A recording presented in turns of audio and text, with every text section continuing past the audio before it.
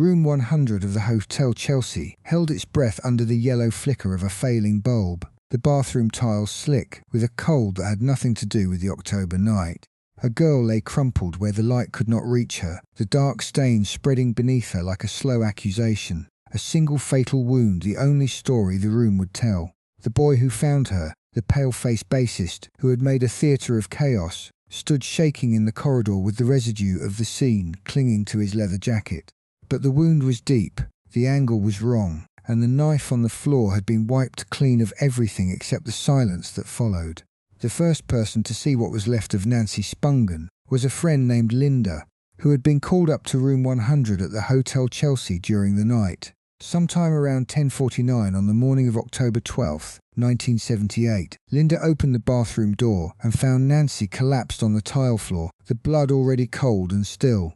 The medical examiner's report would later record a single stab wound to the upper abdomen, just below the left rib, a wound that had sliced clean through the aorta and caused death by massive blood loss. It was a curious kind of violence, precise and yet almost surgical in its placement, not the chaotic frenzy one might expect from a drug-fueled argument. The room itself told a stranger story, because scattered around the scene detectives found $600 in cash tucked among Nancy's belongings, a sum her mother had sent as a living allowance. If robbery had been the motive, the money would have vanished, yet there it sat untouched, while a young woman bled out on the bathroom floor. So if this was not a burglary gone wrong, what was it? The question hangs over the room like the faint smell of stale smoke and cheap perfume. On the bedside table, police also recovered a small plastic bag containing roughly half a gram of heroin, a modest stash that suggested the couple had been using that night, but not dealing on any serious scale. The presence of the drugs and the cash together complicated every simple narrative, because a killer driven by need would have taken both, and a killer driven by rage would have left them scattered. Instead, the scene looked almost staged, as if someone had arranged the details just enough to point in one direction while the truth slipped quietly away. The officers on duty that morning noted the odd stillness of the place, the way the curtains were drawn tight and the bed was still made, as if the violence had erupted in a single sudden burst and then stopped just as fast. What they could not have known, and what the autopsy would later reveal, was that Nancy's blood contained a heroin concentration of roughly 0.3 milligrams per litre, a level high enough to cause severe respiratory depression on its own. That single toxicological detail would quietly dismantle the official version of events, because a woman that intoxicated would not have been standing, let alone capable of the kind of coordinated movement needed to fall onto a blade. The coroner's findings, later examined in a 2009 Believer magazine investigation, suggested that Nancy may have already been unconscious, or even close to death, before the knife ever entered her body. Which raises the most uncomfortable question of all. If she was not moving, not fighting, not even awake, then who held the knife? The friend Linda, whose name appears in the NYPD witness statements and was later featured in the BBC documentary Who Killed Nancy, would become a footnote in the case, her account of that morning never fully explored. She told police she had arrived after receiving a call, that she found the door slightly ajar and the room dimly lit, and that she saw Sid Vicious wandering the hallway in a daze before she ever reached the bathroom. But by the time the official record was written, her testimony had been compressed into a few lines, and the questions it raised were left to dissolve in the noise of the punk rock circus that surrounded the case. The money stayed on the floor, the heroin stayed on the table, and the mystery stayed exactly where it had been born, in the blood on the bathroom tiles. The man the world would come to know as Sid Vicious entered it as Simon John Ritchie, born on the 10th of May 1957 in Lewisham, London, a boy who would later borrow his infamous stage name from a pet hamster owned by his friend John Lydon. By October of 1978, that boy had become the bassist of the Sex Pistols, a living symbol of punk's self-destruction, and the prime suspect in a murder investigation that would define his legacy forever. From a holding cell, he gave his one and only official statement to a reporter from the New York Post, a defense that has echoed through decades of documentaries and biographies. Nancy wanted to die, he claimed. She told him so, he insisted, and he told her not to be crazy. He did not kill her, he swore. She did it herself, falling onto the knife. It was a story that hinged entirely on a single image of his girlfriend, stumbling and impaling herself, a narrative that ignored the weapon's origin entirely. That knife was a hunting blade, roughly 7 inches long, purchased by Sid himself on the 8th Street in Greenwich Village on the 11th of October, the day before the tragedy.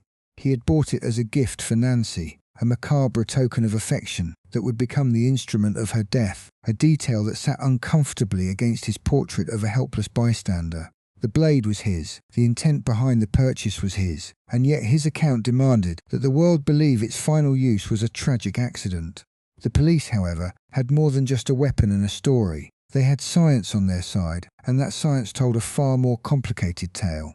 The toxicology report from the NYPD painted a picture that directly contradicted the image of a man consumed by a drug-fueled blackout. Blood tests taken at the time of his arrest showed the presence of barbiturates in his system, but no trace of heroin whatsoever. This was not the chemical profile of a man so incapacitated by narcotics that he could not remember his own actions, the very excuse he was reaching for. His system was compromised, yes, but not to the point of a complete loss of control, a fact that quietly dismantled the foundation of his defense. He was not a mindless zombie, he was a man with a sedative in his blood and a story to tell.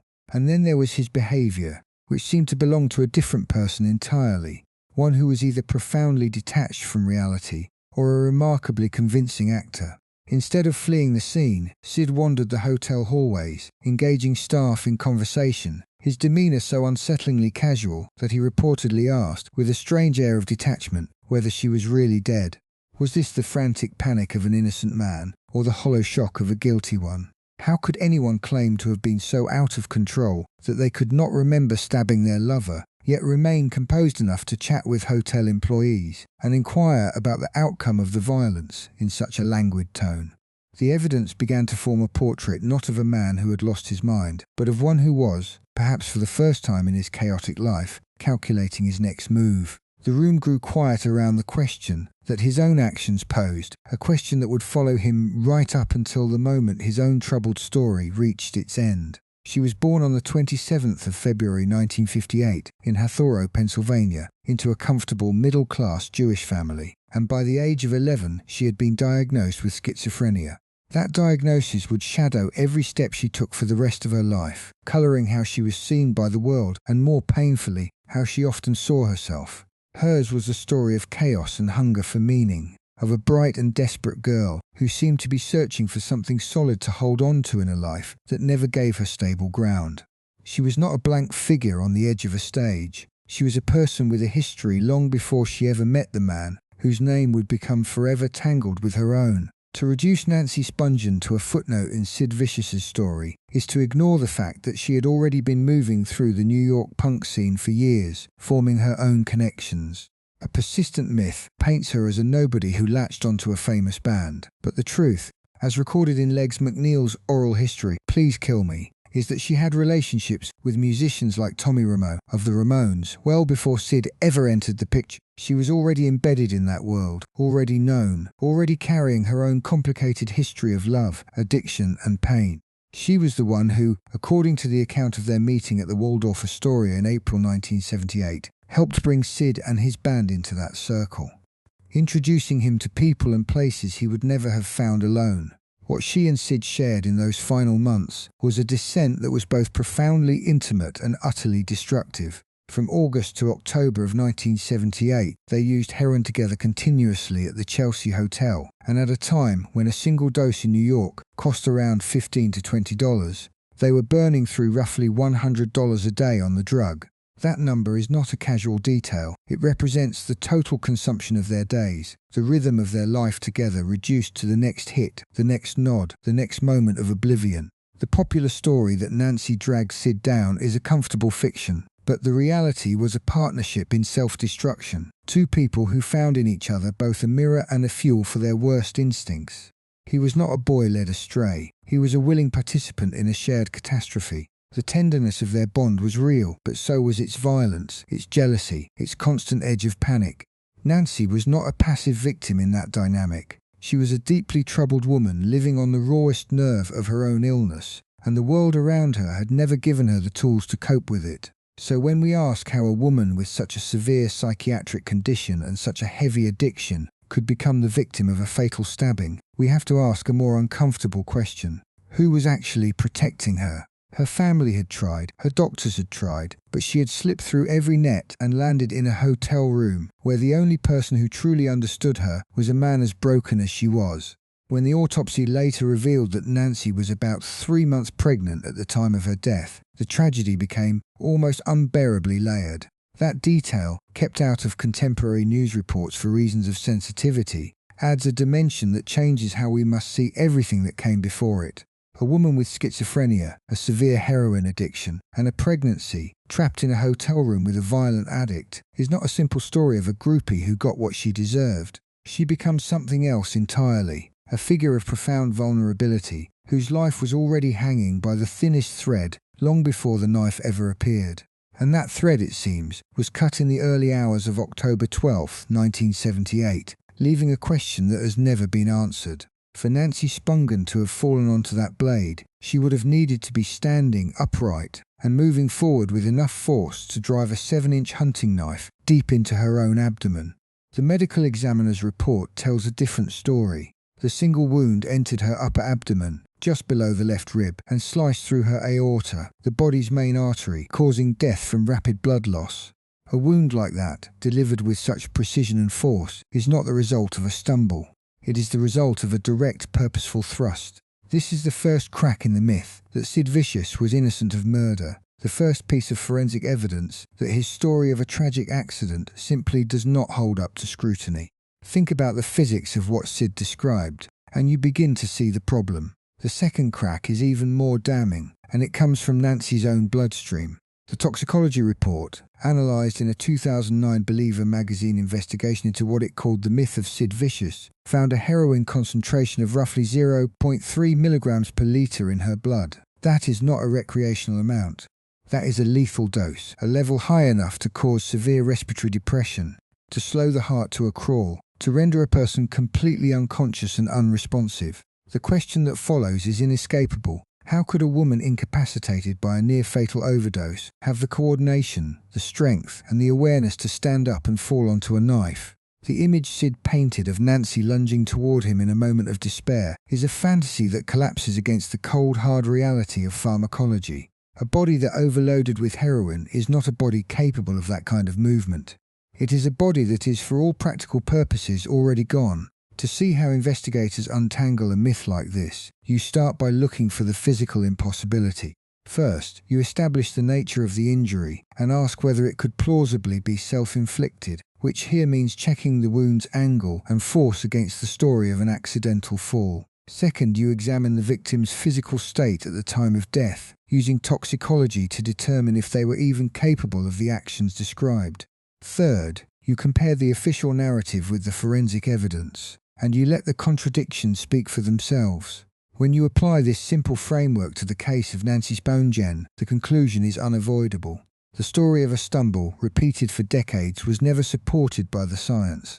This is where the tragedy of Nancy Spungen becomes unbearable, because she was not just a victim of a knife, she was a victim of a narrative that refused to see her clearly. Her mother, Deborah Spungen, gave a devastating interview to The Independent in 1987, just a year after the release of the film Sid and Nancy, in which she tried to set the record straight. She spoke of her daughter's long, painful history of mental illness, the schizophrenia diagnosed when Nancy was just 11 years old, and she insisted, with a mother's desperate conviction, that Sid had not killed her.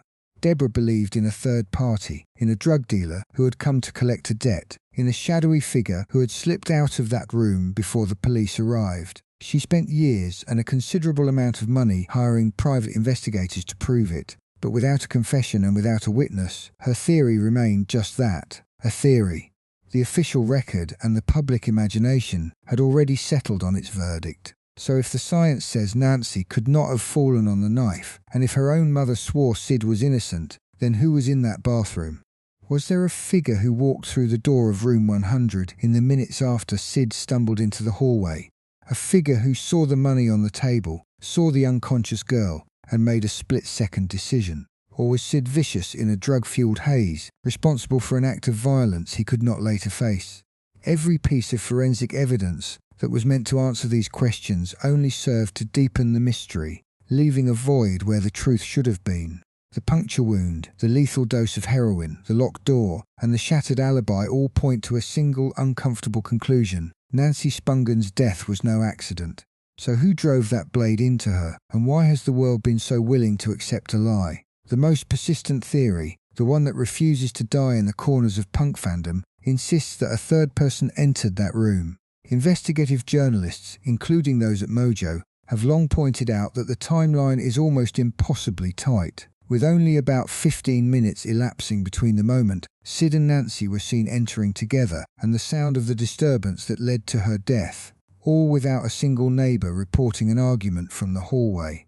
But here is where the case takes a turn that pushes it from tragedy into the realm of the infuriatingly unresolved, because the man who would have been the central witness for this theory was never even properly questioned.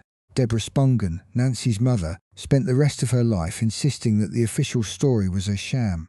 She made her claims to the BBC for their 2009 documentary, asserting that she possessed evidence of another figure in that room after Sid had fled.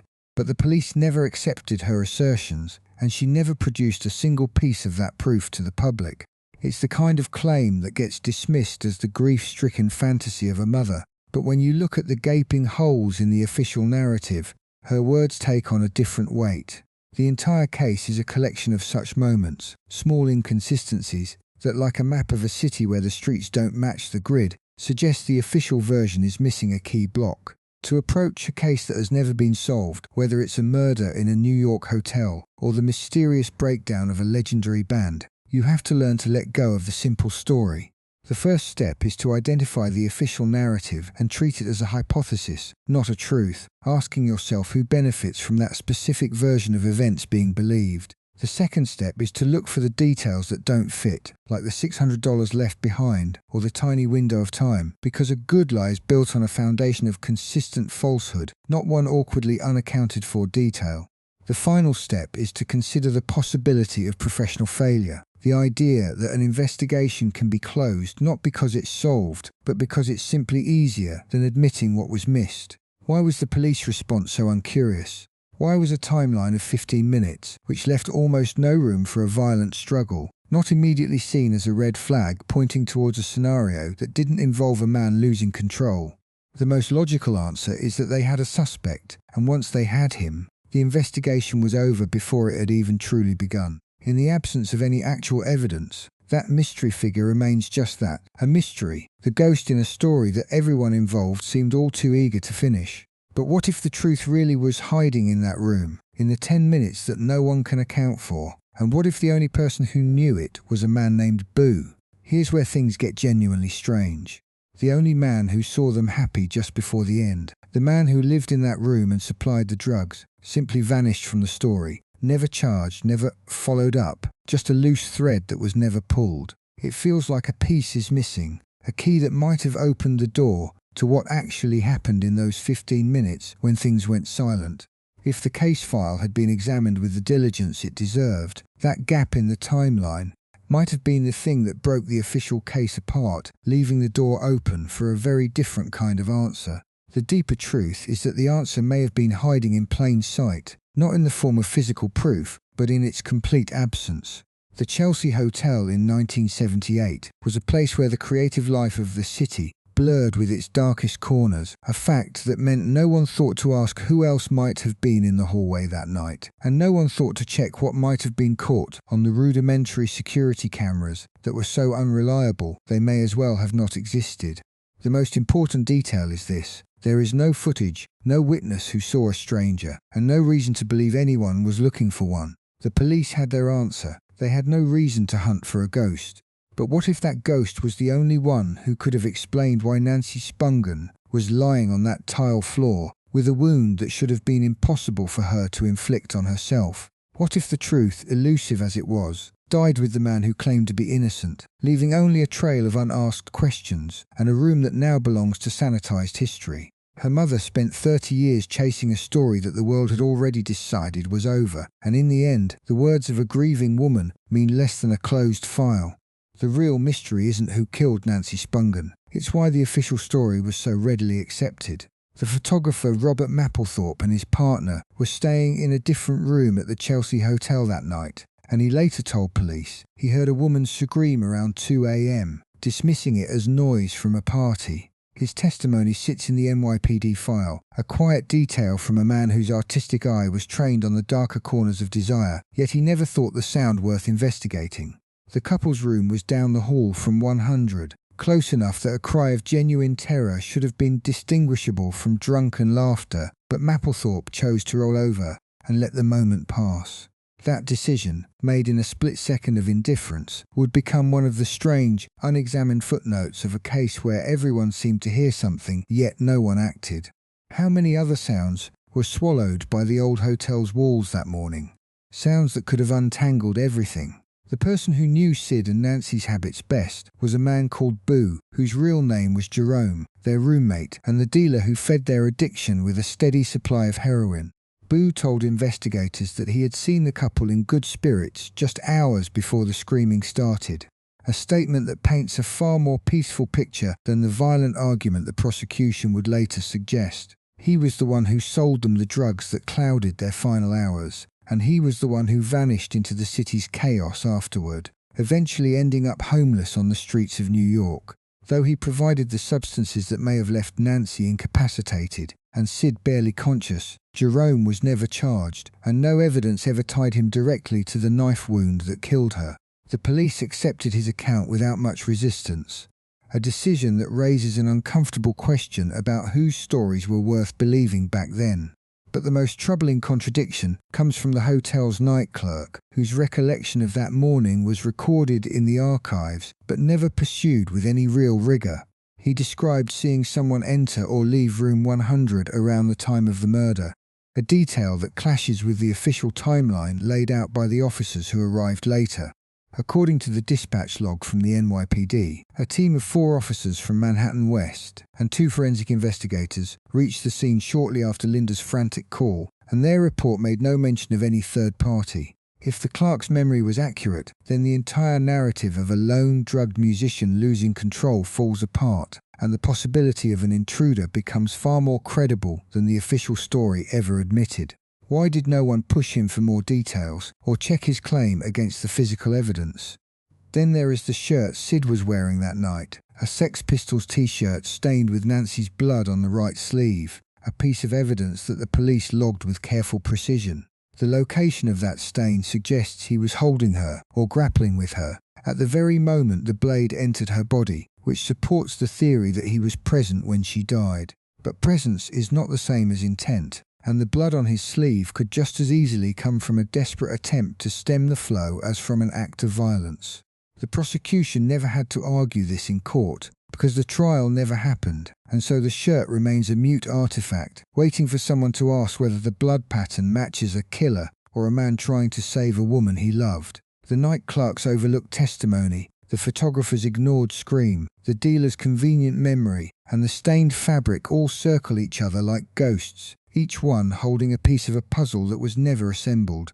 No one ever went back to the clerk, no one ever pressed him on what he saw, and that loss of a single credible voice may have doomed the case to permanent silence. On the 1st of February 1979, Sid Vicious walked out of the Manhattan House of Detention, freed on a $50,000 bond that Malcolm McLaren and Virgin Records had quietly arranged. The cameras flashed, and for a moment it almost looked like a fresh start, a chance for the story to take a different turn. Yet the city that had swallowed Nancy Spungen was not about to let her accused killer simply fade into the daylight. Barely a day later, on the 2nd of February, Sid was arrested again, this time for assaulting a man named Todd Smith at a nightclub in Manhattan, a violent eruption born of a drug-fueled haze and jealous rage that shattered his bail conditions at once. He was taken back into custody, and the world braced for a trial that would finally lay the truth bare. But the truth had other plans, and so did Sid. That same night in his cell, his mother Ann Beverly visited him and brought something more than comfort, a dose of methadone, the very drug meant to wean him off heroin, which he combined with the heroin itself in a final fatal miscalculation. The coroner's report would later record the cause of death as an overdose, but the deeper verdict was simpler. Sid Vicious died before he could ever stand before a judge. The Manhattan court, left with a dead defendant, issued an order to close the case indefinitely, a silent administrative shrug that left the question of who killed Nancy Spungen hanging in the air forever. Now, with the defendant gone and the charges void, the legal machinery simply stopped, and a single bureaucratic file became the only monument to a life and death that had once shaken the foundations of punk. What do you think happens to a mystery when the courts refuse to touch it? It doesn't disappear, it seeps into culture, turning into legend. The case of the Chelsea Hotel, as it came to be known, found a second life in the books and films that tried to piece it together, each one adding a layer of myth rather than removing one. Deborah Spungen's memoir, And I Don't Want to Live This Life, became a New York Times bestseller, translated into more than 20 languages, and it shaped the public's perception of her daughter for decades, painting Nancy not as a simple groupie, but as a deeply troubled soul whose fate was sealed long before that October morning. Even Motley Crue's own confessional book, The Dirt, pointed to the tragedy as a grim landmark, a caution about the annihilation that drugs could bring, ensuring that the story would echo through rock history long after the hotel hallways fell silent. Given all this, how do you even begin to separate the facts from the folklore? When you are reading about a case like this, start by checking the original source, not the retelling. Ask who wrote the document and what their relationship was to the people involved. Then, look for the date the account was published. A story written in 1979 carries different pressures than one written in 2009. Pay attention to what is being quoted and whether those quotes can be verified in police reports or court records. Understand that a bestseller like Deborah's memoir, for all its raw honesty, is still a mother's account, shaped by grief and a desperate need for answers. And finally, always remember the difference between a fact and a theory. A fact is what the autopsy found. A theory is what someone later said it meant. The legend grows in the space between the two, and that space is exactly where the truth got lost. The Hotel Chelsea itself finally closed its doors for renovation in 2011, and when it reopened as a luxury residence in 2022, Room 100 had been stripped of its old wallpaper, its scuffed floors, and its secrets. Any physical trace that might have answered the question, a stray fingerprint, a disturbed fibre, a hidden stain, had been erased by the designers and decorators who had no idea they were destroying the last evidence in an unsolved murder.